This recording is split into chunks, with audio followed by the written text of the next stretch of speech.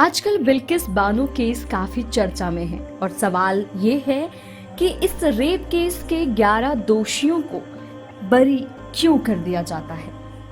तो साल 2002 में गुजरात दंगों के दौरान बिल्किस बानो नाम की प्रेग्नेंट महिला के साथ गैंग रेप हुआ था।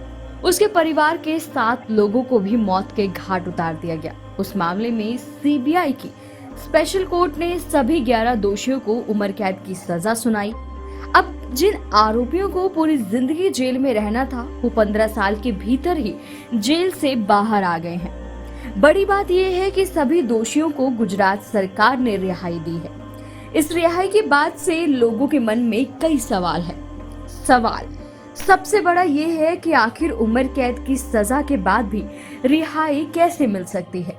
दूसरा सवाल है कि क्या कोई भी दोषी ऐसे ही समय से पहले जेल से बाहर आ सकता है।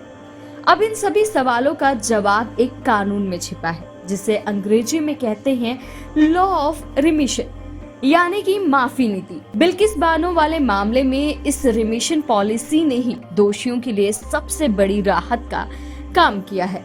इसी कानून की वजह से ये सभी जेल से बाहर आ गए हैं। रिमिशन पॉलिसी का सरल भाषा में अगर मतलब समझा जाए तो सिर्फ इतना है कि किसी दोषी की सजा की अवधि को कम कर दिया जाए। बस ध्यान इस बात का रखना होता है कि सजा का नेचर नहीं बदलना है, सिर्फ अवधि कम की जा सकती है। वहीं अगर दोषी रिमिशन पॉलिसी के नियम का सही तरीके से पालन नहीं करता तो ये जो छूट उसे दी जा सकती है उससे उसे वंचित भी रखा जा सकता है और फिर उसे पूरी सजा काटनी पड़ती है। बिल्किस बानो वाले मामले में रिमिशन पॉलिसी का इस्तेमाल किया गया और इस याचिका पर सुप्रीम कोर्ट ने एक अहम आदेश दिया जो आने वाले कई मामलों में भी महत्व रखने वाला है। कोर्ट ने साफ कर दिया कि जिस राज्य में अपराध होगा उसी राज्य में दोषी की आवेदन पर विचार किया जा सकता है। अब क्योंकि बिल्किस बानो वाला मामला गुजरात का था, लिहाजा इस मामले में दोषियों को अपनी सजा कम करवानी थी तो गुजरात सरकार से अपील करनी थी। सुप्रीम कोर्ट के उस आदेश के बाद ही रिमिशन पॉलिसी को ध्यान में रखते हुए गुजरात सरकार ने बिल्किस बानो वाले मामले में सभी दोषियों के लिए रिहाई का फैसला सुना दिया। इस रिमिशन पॉलिसी को लेकर 2 केस भी काफी चर्चित रहे हैं। एक है कहर Singh versus union of India जो कि 1989 में आया और state of Haryana versus Mahendra Singh जो कि 2007 में।